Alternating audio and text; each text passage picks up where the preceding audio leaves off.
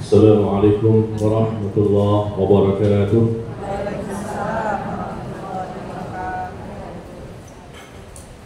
Innal hamdalillah nahmaduhu wa nasta'inuhu wa nastaghfiruh wa na'udzu billahi min shururi anfusina wa min sayyiati a'malina.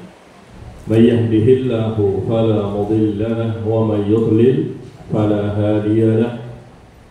Asyhadu an la ilaha illallah wahdahu la syarika lah wa asyhadu anna Muhammadan abduhu wa rasuluh sallallahu alaihi wa ala alihi wasallam. Ya ayyuhalladzina amanu taqullaha haqqa tuqatih wa la tamutunna illa wa antum muslimun, amma ba'd. Bapak Ibu yang berbahagia, kita bersyukur kepada Allah Tabaraka wa Ta'ala. Di pagi hari ini kembali kita bertemu dan melanjutkan kajian rutin dengan pembahasan hadis Arba'in, ya, kitab hadis Arba'in yang ditulis oleh Al-Imam An-Nawawi rahimahullah. Dan di pagi hari ini kita akan masuk kepada pembahasan hadis yang ke-16, ya, hadis yang ke-16. Silakan Bapak Ibu, ikhwan dan akhwat, melihat bukunya atau mungkin bisa searching di Google yang punya handphone, ketik saja hadis Arba'in ke-16, ya, insya Allah keluar teks hadisnya. Dan ini merupakan hadis yang sangat pendek di antara sekian banyak hadis yang ada di kitab hadis Arba'in. Ini merupakan salah satu, ya, hadis yang sangat pendek sekali yang Rasul sebutkan, tetapi luar biasa maknanya atau pemahaman yang mesti kita ketahui, karena ini berkaitan dengan kehidupan kita sehari-hari. Islam mengajarkan tentang akidah, Islam mengajarkan tentang ibadah, Islam juga mengajarkan tentang akhlak yang mulia. Nah, pada hadis yang ke-16 ini kita akan membahas tentang masalah akhlak, ya, fokusnya kepada masalah akhlak. Sudah dapat teks hadisnya? Ya, di buku silakan lihat atau di searching di Google, atau kalau tidak punya juga silakan buka hafalannya, hafalan hadisnya, ya, silakan dilihat kembali. Mari kita baca jamaah sekalian. Sebelum saya baca, barangkali saya mau tanya dulu, Bapak Ibu sehat semua? Zahirnya sehat, batinnya sehat? Sudah soleh dan solehah semua? Saya sebetulnya ragu-ragu untuk datang hari ini karena khawatirnya Bapak Ibu ikut haji furoda.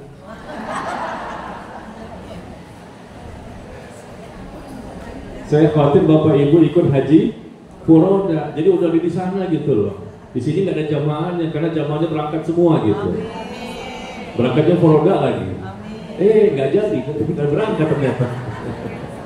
Ternyata nggak berangkat. Ya, mudah-mudahan tahun depan, ya, Allah mudahkan kita untuk berangkat semua haji. Yang sudah berangkat lagi, yang belum berangkat Allah mudahkan berangkat. Ya, insya Allah kita ketemu di sini, kita ketemu di sana juga. Bahkan kita ketemu di sorga. Allahu akbar walillahil hamd. Ya, baik, kita baca, ya, hadis yang ke-16 dari kitab hadis Arba'in An-Nawawiyah. An Abi Hurairah radhiyallahu anhu anna rajulan qala lin Nabi sallallahu alaihi wasallam.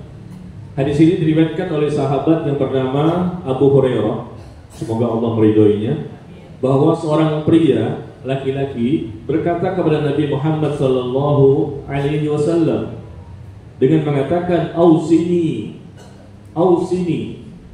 wasiatkan, wahai Rasulullah, berikan saya wasiat. Ya Rasulullah, berikan kepadaku wasiat, nasihat.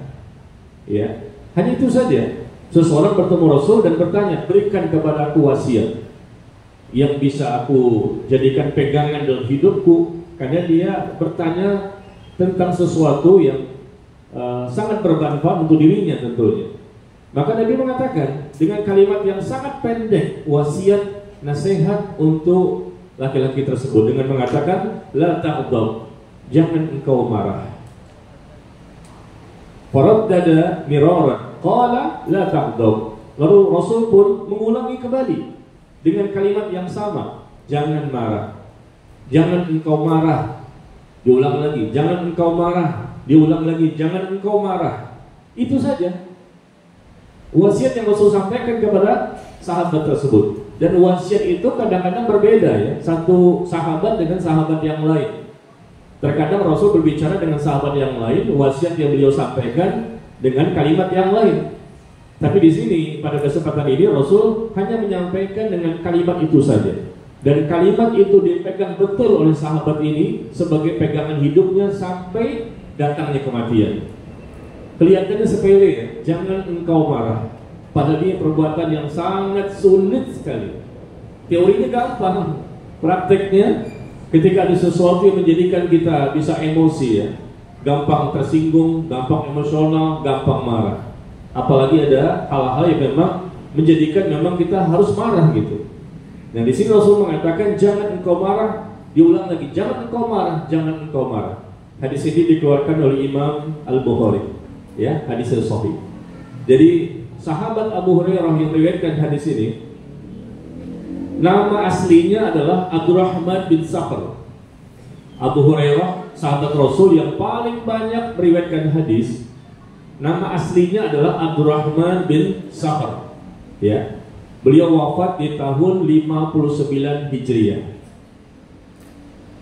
Dan Abu Hurairah meriwayatkan dalam kitab hadis Arba'in ini, ya, ada 9 hadis yang dikumpulkan oleh Imam An-Nawawi. Dari 42 hadis di kitab hadis Arba'in, 42 hadis, 9 hadisnya diriwayatkan oleh sahabat Abu Hurairah. Karena memang beliaulah yang luar biasa tingkat hafalannya, banyak sekali hafalannya yang beliau dengar dari Nabi Sallallahu Alaihi Wasallam. Ya. Dan dalam hadis ini pun beliau meriwayatkan hadis yang sangat bermanfaat untuk kita dan seluruh kaum muslimin. Mari kita pelajari tentang la taqdab, ya. Berikan wasiat kepadaku, maka Rasul cukup mengatakan la taqdab, jangan engkau marah. Apakah kita nggak boleh marah? Boleh. Kita boleh marah, marah yang positif. Yang terlarang itu adalah marah yang negatif. Jadi bukan berarti seorang muslim yang baik, yang benar, yang bertakwa, soleh dan soleha, orang itu nggak pernah marah. Oh, salah besar. Rasulullah pernah marah, para sahabatnya pernah marah. Kamu kan ustaz, kamu kan macam-macam marah. Kadang-kadang mereka menunjuk kepada kita, kamu kan orang pengajian, kamu kan berjilbab, masa begitu marahnya? Boleh marah, wajib bahkan untuk marah apabila memang dibutuhkan. Tapi bukan marah-marah terus, istiqomah. Pagi marah, siang marah, sore marah, malam marah. Itu yang biasa begitu siapa, Pak? Suami apa istri, Pak? Yang suka marah terus, istiqomah, pagi, siang, sore, malam, suami apa istri? Enak aja. Wah, suami enggak, Pak ya? Suami itu pendiam orangnya. Sekali marah, maka rumah pun berjatuhan. Yang suka marah biasanya istri itu, wanita ya, ngomel, Masya Allah. Terutama di akhir-akhir bulan. Terutama di akhir bulan. Karena suami memberikan uang, ternyata uangnya sudah semakin sedikit. Yang 50 juta itu, yang 50 juta per bulan itu, Pak ya, amin dong. Duit aja amin. Iya, terutama di akhir bulan, puyeng kan? Tinggal sedikit nih, bagaimana putarnya? Maka suami pun disuruh puasa Nabi Daud. Ya, jadi sifat marah ini marah yang memang wajib jika memang dibutuhkan. Siapapun, Rasulullah pernah marah, dan Rasul orang yang paling bertakwa di muka bumi. Para sahabat pernah marah, marah yang berkaitan dengan hukum-hukum Allah apabila dilanggar, diejek, dijadikan bahan candaan, dijadikan bahan ledekan, menghina, merendahkan firman Allah. Ya, sama seperti kemarin tuh di sosial media ada orang yang membuat video sambil tertawa-tawa di neraka.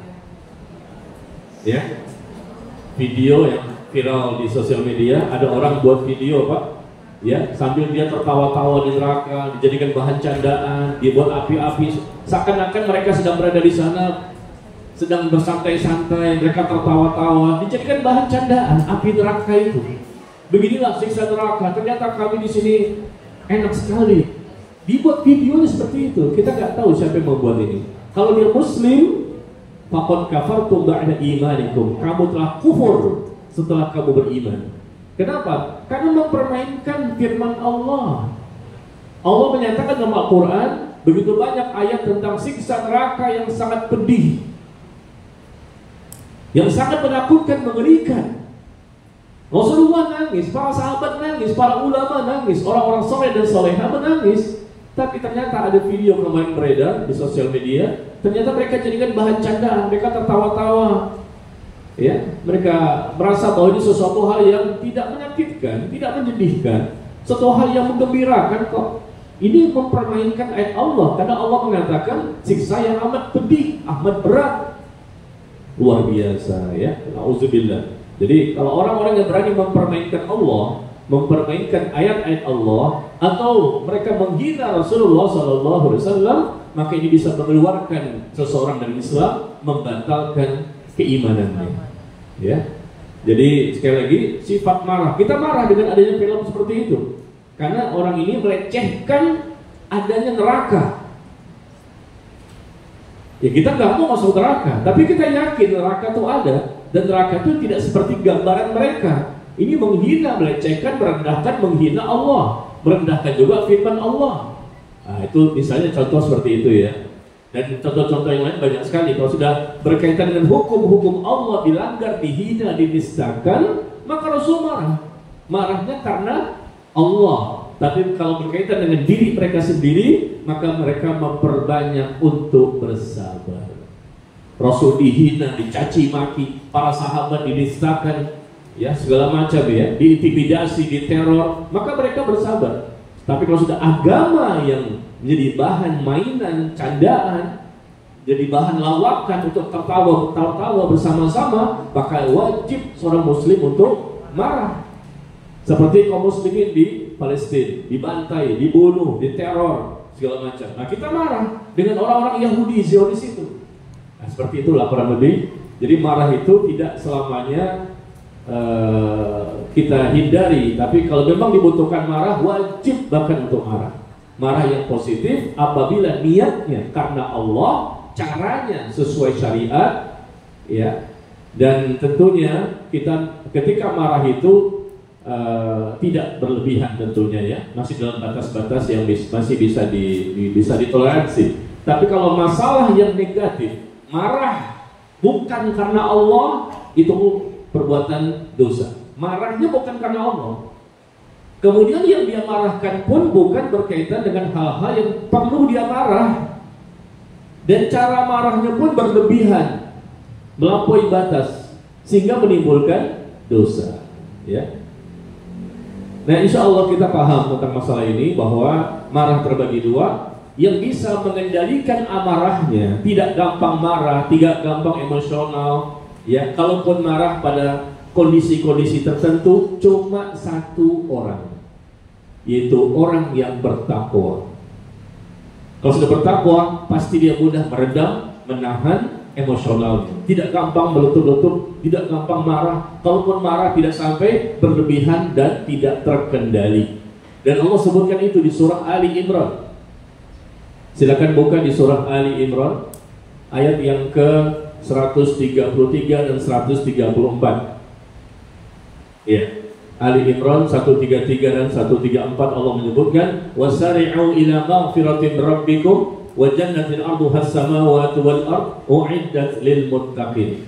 Bersegeralah kalian menuju ampunan dari Allah dan mendapatkan surga yang luasnya seluas langit dan bumi, yang diperuntukkan bagi orang-orang yang bertakwa. Siapa orang bertakwa itu? ayat lanjutannya, alladzina yunfiquna fis sarra'i wad dharra'i wal kaziminal ghaiz wal 'afina 'anil nas wallahu yuhibbul muhsinin. Orang bertakwa itu kata Allah, orang yang menginfakkan hartanya dalam kondisi lapang dan sempit. Kaya dia berinfak, miskin dia berinfak sesuai kemampuannya. Dan orang bertakwa itu kata Allah, mereka mudah meredam amarah.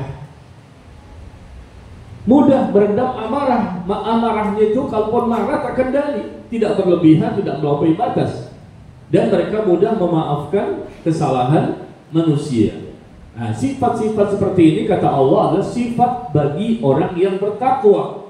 Orang bertakwa itu orang yang benar akidah dan imannya. Orang bertakwa itu orang yang benar ibadahnya sesuai sunnah pasti. Orang bertakwa itu orang yang benar akhlaknya. Tidak ada orang yang bisa mengalahkan orang bertakwa di muka bumi ini.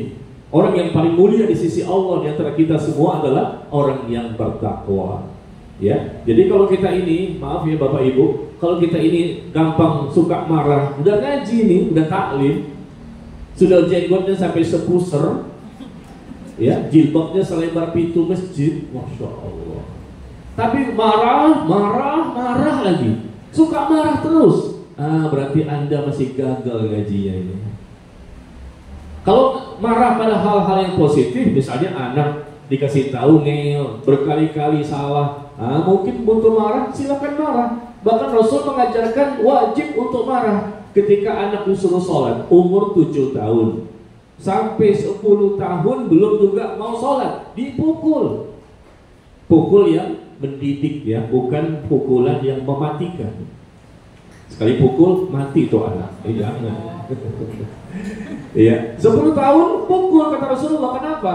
Enggak jerak-jerak, enggak kapok juga, dikasih dengan sopan, dengan lembut, dengan baik, enggak mau terima, tetap tidak mau sholat. Andai kata demikian, maka pukul.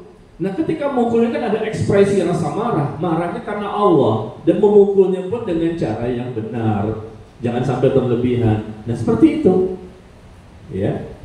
Sama seperti suami. Dalam Al-Quran Allah sebutkan di surah An-Nisa, apabila ada masalah suami dan istri, ternyata istri yang bermasalah, ya, maka suami cara pertama apa? Cara pertama apa? Bisa ranjang. Coba buka An-Nisa 34. Ya. Surah An-Nisa ayat yang ke-34. Bagaimana Allah mengajarkan kepada kita, para suami ya, ketika memang andai kata istri itu melakukan suatu kedurhakaan, maka Allah mengatakan bahwa cara pertama dengan cara apa? Nasihati mereka. Nasihati dulu, dakwahi, perbaiki istri. Ketika istri posisinya sebagai istri yang durhaka.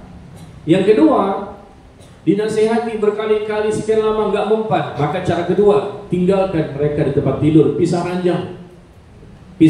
ranjang, tidak tidur bersama sebagai hukuman untuk istri. Barangkali dia berubah, nggak juga mempan. Cara ketiga, pukul mereka.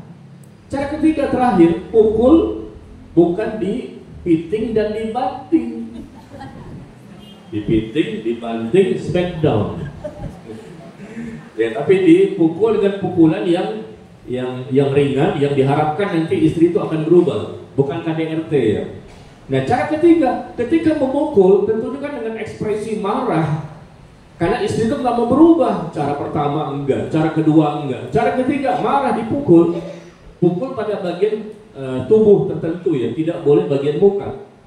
Ya, ini andai kata istrinya durhaka. Nah, ketika memukul tadi kan tentunya dengan ekspresi rasa marah. Karena dia masih durhaka juga, dia melanggar perintah Allah misalnya. Nah, seperti itu. Jadi marah itu diperbolehkan dalam kondisi tertentu. Mungkin suami kepada istri atau istri kepada suami boleh marah nggak? Boleh. Bukan boleh lagi, sering kali memarahi suami. Iya. Dan kemudian marah kepada anak. Anak boleh nggak marah sama orang tua? Boleh juga. Tapi kan ada caranya. Bukan boleh sembarangan. Pertama niatnya karena Allah, yang kedua caranya sesuai syariat. Marah tapi dengan cara yang benar, elegan, dengan lemah lembut, sampaikan dengan bahasa yang sopan kepada orang tua, nggak boleh bentak-bentak. Meskipun memang statusnya orang tua itu salah, tapi tidak boleh anak membentak, berkata kasar, intonasi tinggi, ya, kepada orang tuanya. Baik. Jadi marah ini sesuatu yang diperbolehkan, ya. Tapi yang kita bahas di sini kan la taghdab, jangan kamu marah. Artinya marah yang sifatnya negatif, supaya kita tidak berdosa dan tidak menimbulkan dampak negatif yang banyak sekali. Awalnya cuma marah, ya, melebar kemana-mana. Orang yang marah akhirnya dia pun menggibah. Dari marah akhirnya dia membunuh. Dari marah akhirnya dia melakukan kezoliman-kezoliman yang lain kepada orang lain. Awalnya cuma marah saja. Ini salah satu pintu masuknya syaitan ke dalam hati manusia. Syaitan bisa menggoda manusia, salah satu dari pintu amarah. Ketika manusia memiliki sifat marah dan kemudian tidak bisa dikendalikan, maka syaitan pun menjadikan sebagai modal untuk menjadikan manusia itu bertambah-tambah dosa-dosa yang lain. Nah, pada kesempatan kali ini jemaah sekalian, kita akan melihat fokus bagaimana kiatnya untuk mengobati amarah ini yang selalu setiap hari barangkali atau mungkin sering kali kita hadapi, ya, namanya ujian, cobaan di dunia ini kan selalu ada. Orang-orang terdekat kita barangkali istri, suami, anak, orang tua, mertua, teman, tetangga, ya, di mana saja kadang-kadang kita ada sedikit marah dengan mereka, ya, tapi kita berusaha untuk bisa meredam amarah tersebut supaya tidak menimbulkan dampak keburukan yang lebih besar, ya. Tapi kalau sudah hal yang sudah harus marah, kita marah, tapi caranya harus elegan. Nah, sekarang kita akan bahas, ya, bagaimana caranya supaya kita bisa meredam, mudah untuk meredam amarah yang terkendali dan bahkan bisa menimbulkan pahala yang besar. Saya akan bahas, Bapak Ibu, ada 10 kiat mengobati amarah. Ada 10 cara. 10 kiat, 10 cara untuk mengobati amarah. Kalaupun datang amarah, kita bisa mengendalikannya. Kalaupun datang amarah, tetap niat kita karena Allah. Kalaupun datang amarah, tidak melampaui batas. Kalaupun datang amarah, ya, maka ujung-ujungnya berpahala besar. Kita pun dapat ampunan, bahkan bisa mendapatkan surga. Dengan marah itu bisa mendapatkan surga, ya. Tetapi tentunya sekali lagi marah yang benar sesuai syariat. Nah, saya akan posting di Telegram saya. Silakan Bapak Ibu melihat di Telegram saya, Telegram Najmi Umar Bakar. Ada postingan baru saja saya posting, ya.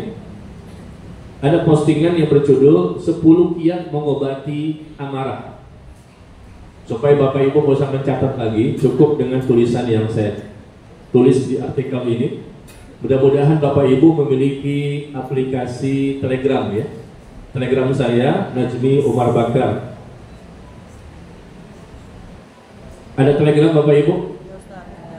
Syaratnya harus ada handphone dan harus ada kauta, ya. Telegram Najmi Umar Bakar baru saja saya posting. Jadi 10 kiat bagaimana caranya untuk mengobati, terapi untuk mengobati amarah, supaya kita tidak menjadi berdosa, supaya kita bisa menjadi orang-orang yang, ya, selalu bersabar meskipun ujian, cobaan silih berganti datang kepada kita.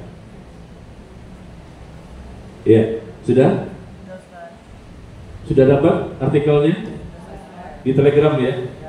Baik, kita baca bersama jemaah sekalian. Kiat pertama, ketika Rasul mengatakan la taghdab, jangan engkau marah, jangan engkau marah. Lagi gimana caranya? Artinya marah yang tidak terkendali itu bahaya sekali. Maka yang pertama, segera berlindung kepada Allah Ta'ala dari gangguan dan bisikan syaitan. Segera kita berlindung kepada Allah. Karena marah itu merupakan sifat yang bisa menghilangkan akal manusia bahkan. Kadang-kadang kita nggak sadar kalau kita tuh marah yang di luar kendali, dan itu bisa jadi sesuatu yang ditunggangi oleh syaitan. Awalnya kita marah, ditunggangi, akhirnya menjadi berlebihan. Bisa kita pertama ya, berlindung kepada Allah. Ketika lagi marah nih, segera kita mengucapkan a'udzubillahi minasyaitonirrajim. Ini langkah pertama. Ketika kita marah, segera ucapkan ta'awud, a'udzubillahi minasyaitonirrajim. Kita baca hadisnya. Hadis dari Sulaiman bin Surad. Ya, hadis dari Sulaiman bin Surad radhiyallahu anhu. Dia mengatakan, aku pernah duduk di samping Nabi sallallahu alaihi wasallam, dan saat itu ada dua orang laki-laki tengah saling mencaci. Ya, ada dua orang laki-laki sedang saling mencaci maki di antara mereka. Salah seorang dari mereka telah memerah wajahnya dan urat lehernya pun tegang.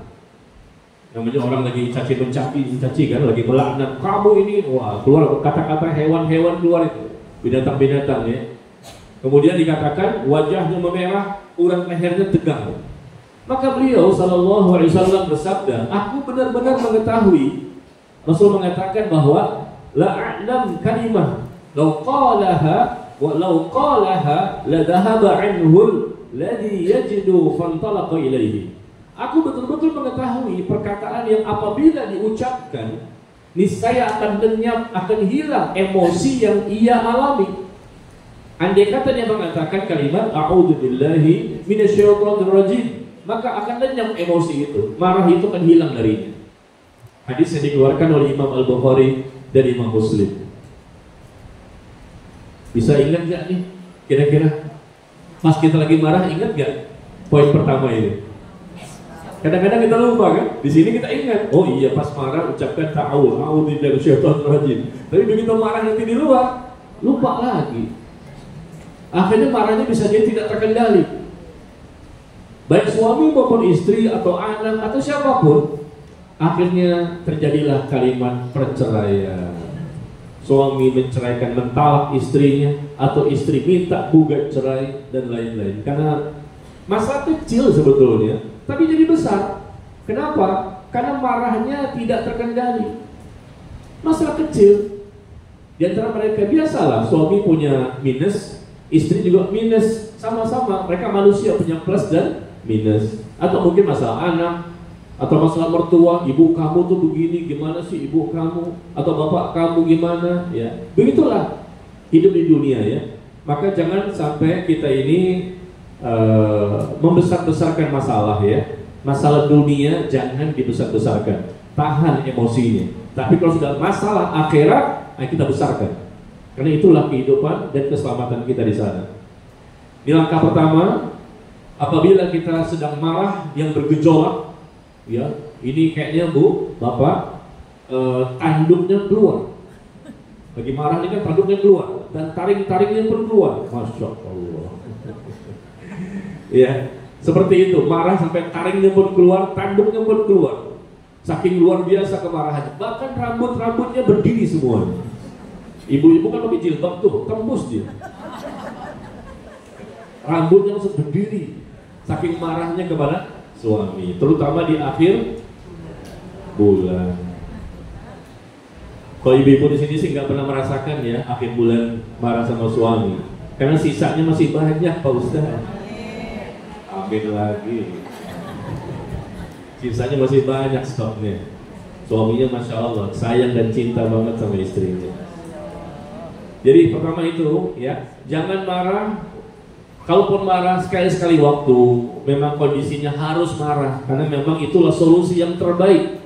Ya, maka kalaupun ada gejolak, ada keinginan buat marah, maka kita redam saja. Ini sifat orang yang bertakwa. Cara pertama, ucapkan a'udzubillahi minasyaitonirrajim.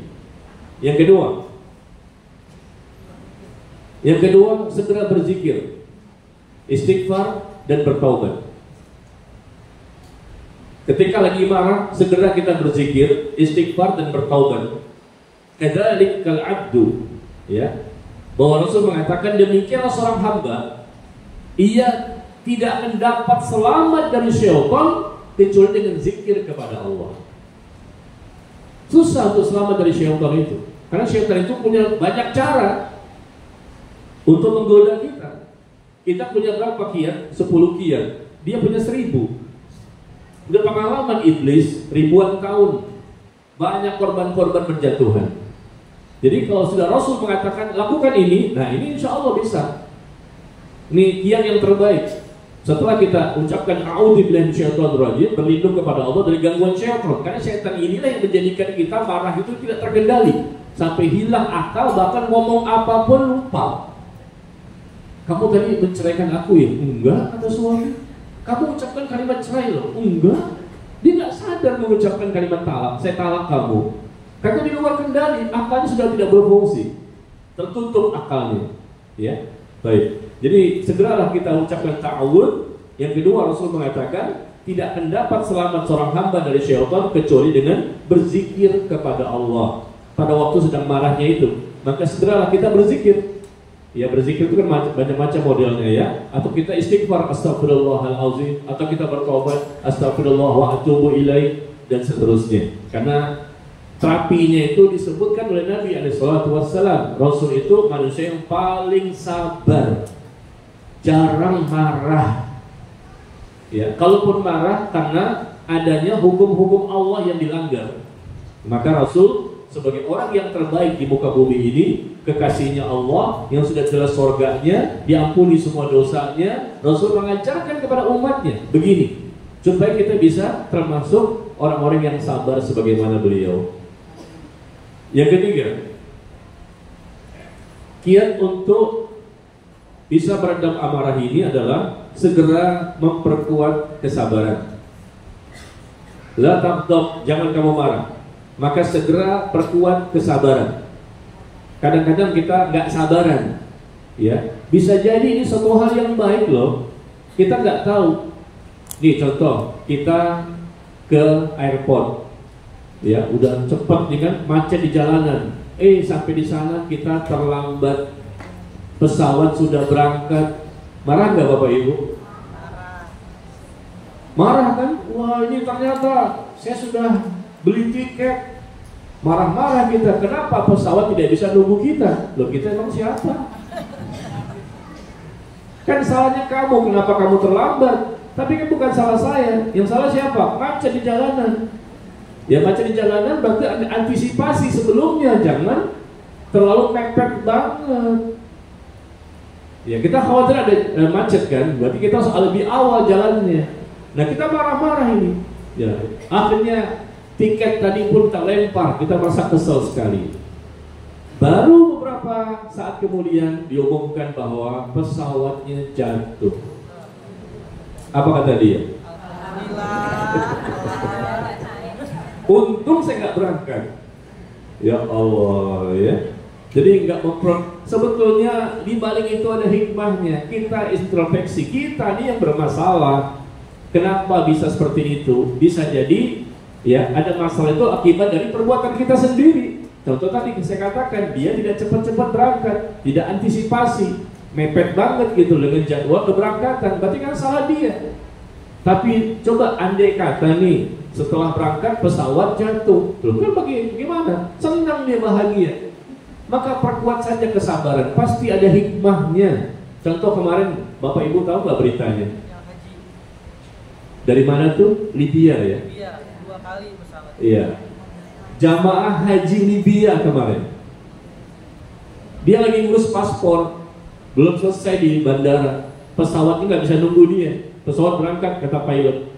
Satu orang tertinggal. Semua terjadi dengan izin Allah. Nih jamaah dari Libya kemarin nih waktu haji. Apa yang terjadi jamaah sekalian? Pesawatnya naik, terus rusak, balik lagi untuk diperbaiki. Nah, jamaah haji yang tinggal satu orang tadi yang memang dia terlambat, dia pengen masuk ke pesawat. Nah, ini kan balik lagi, berarti saya bisa masuk dong. Kata pilotnya, nggak boleh, Anda sudah terlambat. Ya sudah diperbaiki kerusakannya, berangkat lagi pesawat. Sampai naik, rusak lagi. Allahu Akbar, ini bukan cerita dongeng. Kita baca di sosial media, 2 kali rusak, balik lagi, diperbaiki. Kata pilotnya, ini mungkin gara-gara kita tidak membawa orang ini. Sehingga 2 kali kan jarang-jarang kasus seperti ini, Pak. Berpuluh-puluh tahun kita hidup, pesawat sudah naik rusak, balik lagi, diperbaiki, berangkat lagi, rusak lagi, balik lagi, 2 kali, balik lagi. Jadi orang tadi, si jamaah haji tadi tetap dia menunggu di bandara, dia mengharapkan, mungkin dia berdoa kali ya, barangkali mungkin dia berdoa kepada Allah, dia mengharapkan itu dia bisa berangkat. Allah kembalikan pesawatnya 2 kali. Dan akhirnya pilot mengatakan, barangkali karena kita menghalangi dia untuk berangkat, maka dia pun dinaikkan ke pesawat. Setelah diperbaiki, maka berangkat lagi lah. Yang ketiga kalinya nggak ada kerusakan sampai ke Jeddah. Bapak Ibu baca nggak berita ini? Nggak ikut sosial media sih ya. Bapak Ibu nggak baca sosial media, yang viral seperti ini nggak tahu. Jadi ibu bapak di rumah ngapain? Ternyata baca Quran dan hadis. Baca Quran dan hadis sehingga tidak tahu berita-berita viral ya. Nggak apa-apa, terusin baca Quran dan hadisnya. Ya, Masya Allah, bagus itu. Iya, ini kan kisah nyata. Gimana kita nggak percaya dengan kekuasaan Allah? Orang rumah haji, tamu Allah ini, tamu Allah yang akan berangkat haji, ingin beribadah kepada Allah. Tidak semua orang yang diperlakukan seperti ini, tapi Allah memperlihatkan kepada seluruh dunia ini bagaimana tanda-tanda kekuasaan Allah. Dan ini terjadi dengan izin Allah. Bukan, ini kan kebetulan Pak Ustaz, kebetulan, enggak kebetulan, 2 kali. Pulang, diperbaiki, berangkat lagi, rusak lagi, balik lagi ke bandara 2 kali. Si pilot mengatakan jangan-jangan kita nggak bawa dia nih, karena dia tadi terlambat ngurusin paspor. Akhirnya diikutkan, berangkat lagi, bagus, sampai ke Jeddah, nggak rusak-rusak. Subhanallah, gara-gara 1 orang nih, berapa ratus orang di pesawat harus kembali untuk supaya orang ini bisa berangkat dengan izin Allah. Itu lihat, semua terjadi dengan izin Allah. Berangkatnya seseorang dengan izin Allah, tidak berangkatnya seseorang dengan izin Allah. Subhanallah. Yang sudah bayar berapa beroda Pak ya? Setengah M tuh Pak. Setengah M nggak berangkat. Yang bayar reguler berangkat. Yang cuma berapa reguler sekarang? Berapa reguler haji reguler? 60 juta. Yang 60 juta berangkat. Yang setengah M 50 juta tidak berangkat. Ini semua terjadi dengan izin Allah. Padahal biasanya bisa berangkat. Iya, demikian ya. Jadi segera perkuat tingkat kesabaran, karena di dunia ini pasti kita ada masalah, persoalan, ujian dan cobaan. Mau lari kemana? Jangan marah-marah melulu, capek kita, tegang, tensi naik. Marah lagi, tensi naik. Berapa? 200.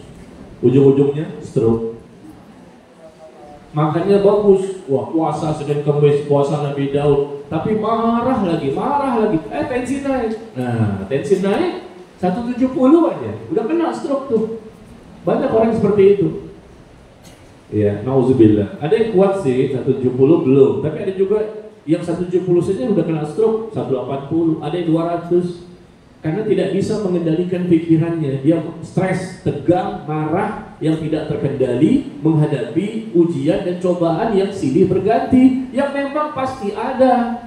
Tidak mungkin tidak ada. Pak Ustadz, gimana caranya supaya saya nggak punya masalah? Nah, kalau Anda nggak pengen pun nggak punya masalah, pindah ke surga. Ustadz aja punya masalah, cuma Ustadz tidak curhat kepada jamaahnya. Kalau jamaah suka curhat kepada, nggak adil ya. Jamaah suka curhat sama Ustadz. Ustadz curhat sama siapa? Sama Allah. Kenapa jamaah nggak sama Allah? Iya, seperti itu ya. Jadi sudahlah, kita semua ada masalah. Iya, masalah saya dari dulu sampai hari ini juga ada. Ibu juga punya masalah. Semua kita, cuma ada yang cerita, ada yang tidak. Ada yang kecil, ada yang besar. Maka semua akan beres kalau kita memiliki sikap yang benar dalam menghadapi masalah. Tidak ada masalah dengan masalah, karena masalah itu pasti ada. Yang bermasalah itu bukan masalahnya, tapi sikap kita dalam menghadapi masalah itu yang bermasalah. Coba diulang lagi, kayak khotbah Jumat ya. Tidak ada masalah dengan masalah, karena masalah pasti ada. Mau lari kemana? 3 timbul lagi 4 timbul lagi 7. Masalah anak, suami, istri, tetangga, segala teman, segala di kantor, di rumah, di masjid, tidak ada masalah dengan masalah, karena masalah pasti ada. Selama kita hidup di dunia ada masalah, nanti di alam kubur ada masalah, nanti di padang mahsyar ada masalah. Begitu di surga lepas, enak semuanya. Tidak ada masalah dengan masalah, karena masalah pasti ada. Yang bermasalah itu adalah sikap kita dalam menghadapi masalah, nggak sabaran. Ya, makanya diperkuat ini kesabaran. Ya ayyuhalladzina amanu sabiru wasabiru, wahai orang-orang yang beriman, ya bersabarlah dan perkuat kesabaranmu. Untuk mendapatkan surga itu modalnya satu, apa? Sabar.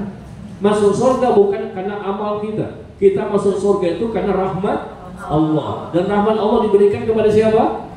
Kepada orang yang sabar. Allah sebutkan dalam Al-Quran demikian. Allah berikan rahmatnya kepada seorang hamba sehingga dia layak berhak untuk masuk surga kepada orang yang sabar. Sabar dalam 3 jenis. Ya, pertama sabar dalam ketaatan kepada Allah. Untuk taat butuh kesabaran. Kalau nggak sabar-sabar kita nggak mau taat. Nggak bisa untuk taat, susah sekali. Yang kedua sabar untuk menjauhi kemaksiatan. Kalau nggak sabar-sabar kita nggak mau menjauhi kemaksiatan karena kita suka dengan dosa-dosa itu. Yang ketiga, sabar menghadapi ujian dan cobaan yang pasti ada silih berganti. 3 jenis kesabaran yang mesti kita miliki. Sabar untuk taat kepada Allah dan Rasul sampai mati. Yang kedua, sabar untuk menjauhi kemaksiatan dan dosa yang diharamkan oleh Allah dan Rasul sampai mati. Yang ketiga, sabar menghadapi ujian dan cobaan, musibah dan sesuatu yang tidak kita sukai. Ya, perkuat tingkat kesabaran, maka kita akan lebih mudah untuk bersabar dan akhirnya tidak gampang marah. Ya, Bapak Ibu di sini sudah sabar semuanya? Sudah termasuk orang-orang sabar semuanya? Hah? Ya, jawabannya cuma satu, insya Allah. Tidak ada jawaban yang lain. Baik, yang keempat. Sekali lagi saya himbau Bapak Ibu, ikhwan dan akhwat untuk melihat kepada Telegram saya, aplikasi Telegram ya. Kalau bisa masing-masing punya Telegram ya, bukan WhatsApp ya, bukan Instagram tapi Telegram. Ya, Telegram saya Nazmi Umar Bakar. Nah, langkah keempat untuk mengobati amarah, yaitu segera diam serta tidak marah yang terus-menerus. Segera kita diam. Pas lagi marah ini kita perbanyak diam. Ya, perbanyak untuk diam. Rasul mengatakan wa idza ghadiba ahadukum falyaskut. Jika salah seorang dari kalian marah, maka diamlah. Apabila kita lagi marah nih, mau marah juga, maka segera kita tahan diri kita untuk bisa diam. Karena dikhawatirkan akan keluar kalimat-kalimat yang berbahaya dari mulut kita, atau tindakan-tindakan yang bisa menambah dosa. Ya, karena Rasul mengatakan ada seorang hamba yang dia mengucapkan satu kalimat yang dia tidak terlalu memikirkan dampaknya. Hanya satu kalimat, gampang ini diremehkan.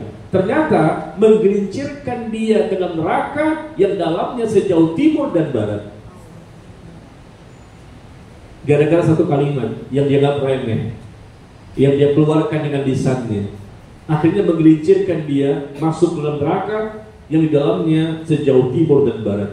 Ya, maka kita berhati-hati, jangan sampai kalaupun marah, tapi marah yang jangan sampai mengeluarkan kalimat-kalimat yang mengandung dosa, yang bisa bertambah-tambah dosa lebih besar. Ya, apalagi menyampaikan kalimat kufur yang bisa membatalkan keimanan seseorang. Ya, jadi kita diam, misalnya suami istri contoh ya, suami ini marah kepada ibu, ya, marah, ibu diam dulu, mendengarkan apa yang dia ucapkan. Bisa nggak begitu? Hah? Ibu diam dulu. Kalau suami lagi marah, ibu juga marah. Akhirnya apa terjadi? Ujung-ujungnya KDRT. suami semakin marah. Kalau suami lagi marah, sementara ibu diam. Begitu dia selesai, baru ibu ngomong. Gantian gitu loh. Dan ketika ibu ngomong, jangan dengan cara suami yang barangkali dengan kemarahan yang berlebihan, tapi pakai caranya istri, bahasanya wanita, pakai kelembutan. Marahnya itu akan luluh hati suami. Mas, aku sayang padamu. Betul nggak, Pak? Kenapa engkau marah kepadaku, ayang beb? Ini kan senjatanya perempuan. Kalau ibu pakai senjata laki-laki, kamu gini, langsung ngasah golok. Allahu Akbar, Allahu Akbar, la ilaha illallah, Allahu Akbar, Allahu Akbar, walillahil hamd. Ini bukan hewan nih. Kok ngasah golok? Nggak akan selesai itu. Suami diperlakukan dengan cara laki-laki, dia laki-laki akan lebih marah lagi. Akhirnya dia piting dan banting, dia pukul, ya sampai inilah mukanya ya, bisa jadi na'udzubillah. Jadi caranya istri boleh marah, tapi menghadapi misal contoh suami, jangan dengan cara suami, cara laki-laki. Laki-laki juga nggak boleh terlalu berlebihan seperti itu ya. Seharusnya mereka juga marahnya marah yang terkendali. Tapi andai kata tidak terkendali, istri jangan ikut-ikutan dengan caranya laki-laki, suami yang salah. Pakai gayanya wanita. Mas, kenapa engkau marah kepadaku? Kan aku cinta padamu, aku sayang, aku akan patuhi apa yang kamu inginkan. Panggillah mungkin ayang beb, my honey, apalagi my darling. Panggilan seperti itu, Bu. Ibu kan perempuan ya. Saya mewakili para suami. Asal tahu aja, Pak ya. Saya mewakili para suami. Begitu istri ngomongnya lemah lembut dengan gaya yang menunjukkan sayangnya dia kepada suami, langsung luluh hati suami, keluar dompetnya. Oke. Saya mewakili para suami. Betul, Pak ya?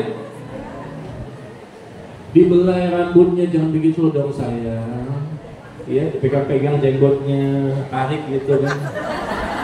Gimana sih kamu? Ya.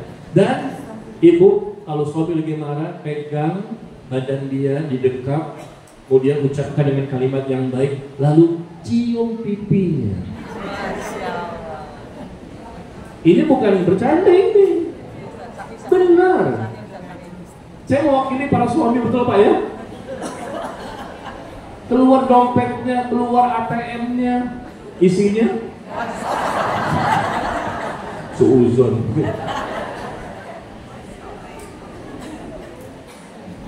Langsung suami itu luluh. Kenapa? Karena dihadapi laki-laki itu akan luluh dengan cara wanita, bukan dengan cara sama-sama laki-laki. Dia marah, tapi dia tahu bagaimana cara untuk supaya suaminya tidak berlebihan dalam kemarahan. Mungkin istri yang salah, dia minta maaf, Mas, maafkan aku tidak sengaja, aku tidak tahu. Begitulah manusia. Nah, begitu kan? Allah berfirman.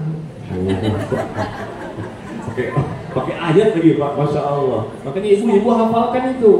Bukankah Allah berfirman, Mas? Suami masih marah nih, Mas. Rasulullah bersabda. Luluh hatinya, ucapkan ya hadisnya. Wa idza ghadiba ahadukum, kata Rasulullah, apabila salah seorang dengan marah, maka diamlah, falyaskut. Suaminya kaget, wah, ngerti bahasa Arab, padahal itu doang tuh, nggak ada yang lain. Yang dihafalkan hadis itu aja. Masya Allah ya. Jadi hendaknya diam dan tidak mengumbar amarah terus menerus ya, karena memang kadang-kadang kita ini kepengennya marahnya itu tidak terkendali, terus rocos namanya, ngerocos, ngomong terus, ngomel terus, pagi sampai besok lusa, diingat lagi. Istri itu biasa kadang-kadang ahli sejarah ya, ahli sejarah tuh para istri kadang-kadang ya. Udah selesai masalahnya, nanti seminggu depan, bulan depan diulang lagi. Kamu kan kemarin, ya Allah udah minta maaf. Ahli sejarah mereka itu. Baik, yang kelima. Apa yang kelima? Dianjurkan untuk segera berwudu. Ketika kita ingin marah atau sudah marah, Rasul Shallallahu Alaihi Wasallam menyebutkan, ya, ini kondisi yang sudah dipraktekkan dan manjur sekali. Hadis dari Jabir, Innal ghadab minasyaitan. Sesungguhnya amarah itu berasal dari syaitan, dan syaitan itu diciptakan dari api, dan api akan padam dengan air. Apabila salah seorang dari kalian marah, hendaknya dia berwudu. Ketika dia marah, segera berwudu. Masya Allah, efektif banget. Coba dicoba deh. Ya, ketika lagi marah yang memang kita rasa, oh kok jadi begini nih, aduh, udah kesel banget, gemes kan gitu ya. Tapi kalau marah-marah yang memang kita bisa tahu persis bahwa kita bisa mengendalikan, ya gak usah. Kan kita kadang-kadang bisa mengukur. Kita lagi marah tapi kita bisa mengukur tidak sampai berlebihan. Tapi ketika kita merasa kok sampai nggak terkendali begini, pengennya berlebihan lagi untuk keluar kata-kata kotor misalnya, atau tindakan-tindakan yang bisa menimbulkan dosa, maka segera berwudu. Karena marah itu berasal dari syaitan, dan syaitan ciptakan dari api, dan api itu akan padam dengan air. Maka Rasul mengatakan apabila salah seorang dengan marah, hendaknya dia berwudu. Subhanallah, ya. Coba saya mau tanya kepada Bapak Ibu yang hadir, ada hadiah nggak nih? Ada, Ustaz. Ada ya? Ada, Ustaz. Saya mau tanya nih, ada hadiah nih dari panitia. Siapa di sini yang pernah marah kepada suami, kemudian tidak jadi, langsung dia segera berwudu? Ada hadiahnya tuh. Aduh, ketahuan dong Ustaz. Ya udah, dia bukan suami deh, kepada orang lain lah. Misalnya, dia lagi marah nih kan, wah langsung dia khawatir bisa menimbulkan dosa, langsung dia berwudu. Siapa yang maksud saya pernah mempraktekkan berwudu untuk bisa mengendalikan amarah? Saya pengen tahu, siapa yang pernah mempraktekkan poin keberapa nih? Poin kelima. Kalau diam sih mungkin pernah lah kita diam ya, berzikir barangkali, ucapkan a'udzubillahi minasyaitonir rajim mungkin pernah, ya, memperkuat kesabaran. Tapi berwudu, bukan untuk sholat ya, bukan untuk sholat. Tapi lagi marah nih sama suami, sama anak, sama istri, sama teman, sama siapa gitu, lalu kita takut amarah ini bisa tidak terkendali, segera kita berwudu. Maksud saya, siapa yang pernah mempraktekkannya? Ibu? Antum pernah? Malah sama siapa? Sama anak. Terus setelah itu antum berwudu untuk sholat atau untuk pribadi aja? Ibu juga pernah ya? Masya Allah. Ini kan jarang-jarang di sunnah ini dilakukan. Kita nggak ingat. Kita tahu sunnah-sunnah yang lain, tapi sunnah yang ini jarang dipraktekkan. Meskipun teorinya tahu, termasuk ustadznya, bisa saja lupa lagi. Nah, jadi sedang marah ya, mungkin dengan istri, suami, anak, teman, mertua, orang tua, siapa saja. Lalu kita, aduh, gimana nih kok sepertinya agak berlebihan. Kita segera berwudu, dan setelah berwudu hasilnya apa? Lebih tenang. Ya, alhamdulillah. Berarti Ibu, silakan dikasih hadiahnya. Ada 2 orang nih, satu ikhwan, satu akhwat. Apa itu? Haji Furoda atau apa? Jangan ya Bu, Haji Furoda. Ya, satu ikhwan. Ya, sudah mempraktekkan ya. Alhamdulillah. Dia berwudu ketika marah sama anak katanya. Kalau ibu sama siapa? Anak juga. Oh, sama anak ya. Ya, bapak-bapak sama anak, ibu-ibu sama anak ya. Takut nanti keluar kata-kata yang bahaya ya. Kan kata-kata itu bisa doa kan. Kamu ini ucapkan kalimat-kalimat, ternyata itu waktu terkabulnya doa. Diucapkan kalimat-kalimat buruk, ya. Ya, bagaimana Syekh Abdurrahman As-Sudais, Imam Masjidil Haram, ketika masih kecil, ternyata dia memasukkan pasir di makanan-makanan. Makanan untuk makanan tamu-tamu yang hadir, dimasukkan pasir. Coba marah ke ibunya? Boleh marah. Masih kecil, pasir ditaruh di makanan, makanya itu buat tamu-tamu yang hadir. Marah, udah capek-capek masak. Apa kata ibunya? Mudah-mudahan kamu menjadi imam Masjidil Haram. Jadi imam Masjidil Haram. Sampai hari ini 20-an tahun jadi imam Masjidil Haram. Marah itu dengan ungkapan doa bagus. Masya Allah ya. Luar biasa itu Ustaz. Susah itu. Lagi marah, doain anak yang baik. Biasanya kalau lagi marah sama anak, wah keluar tuh kalimat-kalimat yang buruk. Nauzubillah min dzalik. Ya, jadi dianjurkan berwudu. Yang keenam, merubah posisi. Bersegera merubah posisi apabila marahnya berdiri, hendaknya kita duduk. Dan jika marahnya duduk, maka segera berbaring, ya. Rasul mengatakan bahwa idza ghadiba ahadukum wa huwa qa'imun, ya, falyajlis. Jika salah seorang dari kalian marah saat berdiri, hendaknya dia duduk. Kalau belum pergi juga amarahnya, tetap marah, ya, maka hendaknya dia berbaring. Nah, seperti ini juga jarang kita praktekkan. Ya ini sih gampang tahu, ini pernah baca, pernah dengar. Ketika marah, ya langsung kita, wah ini bahaya, takutnya berlebihan kan, jaga-jaga. Karena setan menunggu ini, kesempatan setan menunggu. Kapan dia tidak terkendali, setan memanfaatkan, ditunggangi. Maka dia pun segera duduk. Masih duduk nih, masih merah mukanya. Apinya menyala-nyala dari muka, keluar api barangkali. Maka dia pun segera berbaring. Nah, ini kan subhanallah, terapi yang luar biasa. Kita tidak dapatkan ini kecuali dari siapa? Dari Nabi Muhammad SAW. Ya. Yang ketujuh, berikan hak untuk badan beristirahat. Ya, memberikan hak pada badan untuk beristirahat. Karena biasanya orang yang kelelahan, capek, letih, sangat letih ya. Biasanya orang itu lebih mudah untuk marah. Betul itu. Kita capek seharian, sampai rumah lihat anak begini, istri begini, suami begini. Wah, itu biasanya mudah tuh. Sedikit ya, langsung kita akan mudah emosional. Karena faktor capek, kelelahan yang luar biasa. Barangkali pulang dari safar, pulang dari kerja, macet di jalanan 2 jam, keringat basah kuyup, hujan juga, naik motor lagi, ya, pergi gelap, pulang gelap, sampai rumah ternyata ada sesuatu yang menjengkelkan. Nah itu biasanya mudah itu untuk marah, bahkan marahnya tidak terkendali. Baik. Kemudian yang ke-8, hendaknya mengingat pahala ampunan surga dan para bidadarinya jika kita bisa menahan amarah. Ya, ini bidadari untuk laki-laki ya, bukan untuk wanita. Kata Nabi, kata Allah Taala, hendaknya mereka itu memaafkan dan juga berlapang dada. Apakah kamu tidak ingin diampuni oleh Allah? Ternyata kalau kita ini bisa menahan emosional kita, bahkan kita maafkan sesuatu hal yang berat ini, kita bisa tahan emosi kita, bahkan kita maafkan dan kita berlapang dada, ternyata bisa menjadi sebab tergugurkan dosa-dosa. Yang kedua, la taqdab, jangan engkau marah, walakal jannah, dan bagimu sorga. Ya, yang ketiga, kita lihat di sini bagaimana Rasul memberikan sesuatu informasi yang sangat menggembirakan. Barang siapa yang menahan amarahnya, maka Allah pun akan menahan, mencegah azabnya kepada orang tersebut. Nah, ini kita ingat semua ini. Ayat dan hadisnya kita ingat. Ini menjadikan kita semakin termotivasi.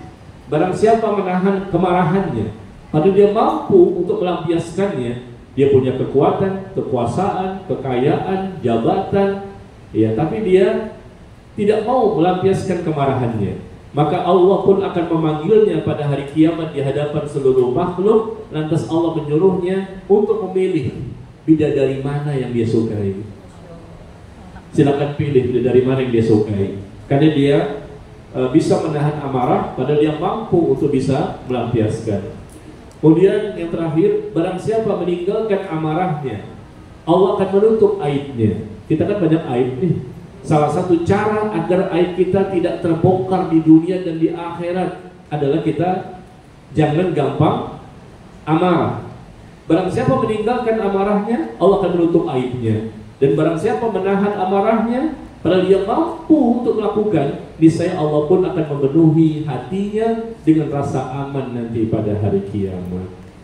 Ya, saya tulis ini beberapa contoh ya. Ada hadisnya, ada ayatnya. Sebetulnya ada hadis yang lain lagi, ada lagi ayat yang lain. Ini contoh saja bahwa kalau kita ingat tentang pahalanya, bagaimana ampunan dari Allah, bagaimana surga, bagaimana para bidadari dan lain-lain, maka insya Allah ingat pada waktu itu ya, pas sedang marahnya itu, ya insya Allah kita pun bisa meredam amarah.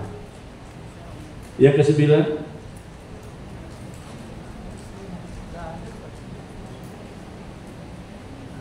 Jam 9 apa? Nggak ada, Ustaz. Hah? Belum dikasih Ya, tahu. belum diposting.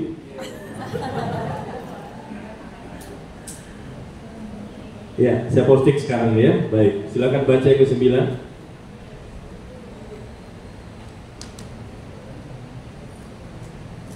Yang ke-9, kiat mengobati amarah, mengingat akibat jelek dari amarah.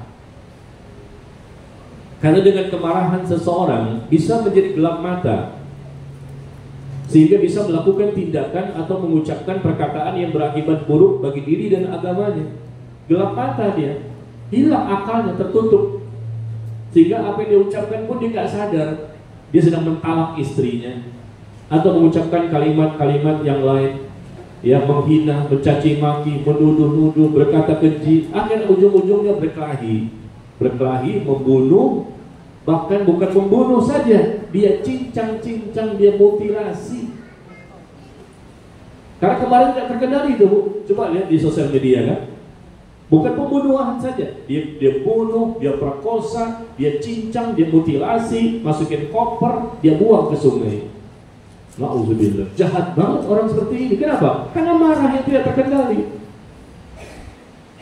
Marah yang tidak terkendali kepada seseorang. Barangkali istrinya berselingkuh misalnya, atau suaminya berselingkuh, ketangkap basah, ketangkap kering, ya.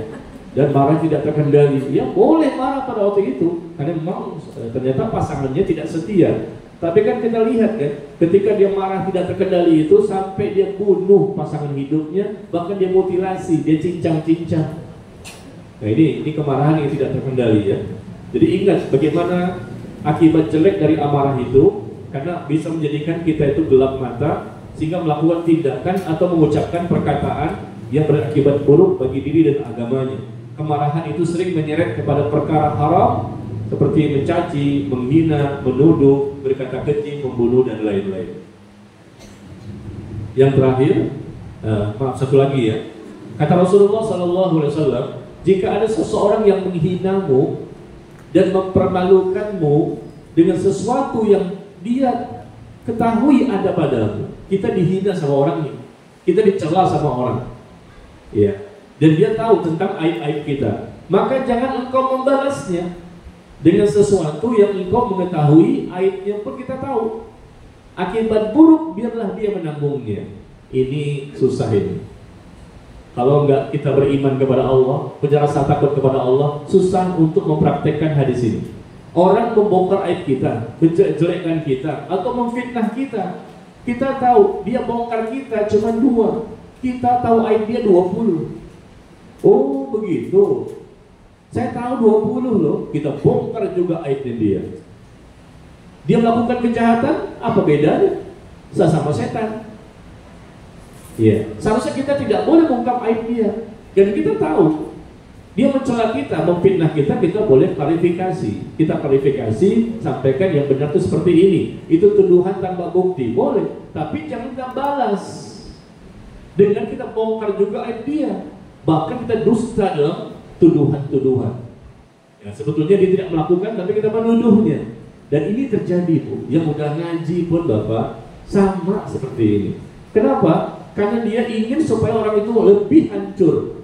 Dia dirusak kehormatannya, maka dia pun ingin orang itu rusak, lebih rusak lagi. Dia sebarkan ke seluruh Indonesia. Dia masukin sosial media. Dia punya rekamannya, dia punya videonya. Dia bongkar aib orang lain yang telah membongkar aib dirinya. Nggak boleh.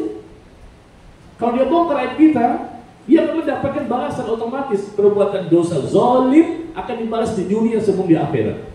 Tenang aja. Seorang mukmin itu tenang. Perbuatan kezaliman orang lain kepada kita, kita paham bahwa perbuatannya akan dibalas oleh Allah di dunia sebelum dia mati. Tambah lagi kalau kita angkat tangan, ya Allah, sampai kita menangis di waktu malam, ya Allah, balaslah perbuatan kezaliman yang dia lakukan kepada saya. Wah, itu lebih dahsyat lagi itu.